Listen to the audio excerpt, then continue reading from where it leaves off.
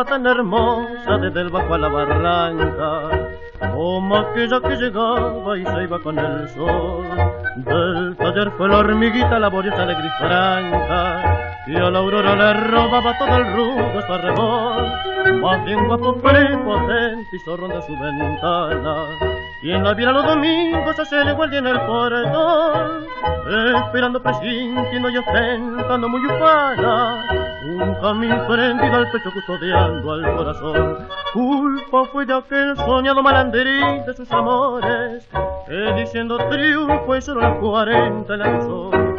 2 horas de un amorío le hizo ver los esplendores de otra vida, de otro mundo, y ella sí la sonrió. Él le dijo: Margarita del suburbio lozana, sol estampa más portina de Guiseta y de Mimí, y en el pecho tembloroso de la reina suburbana un camino agonizaba cuando ella dijo sí.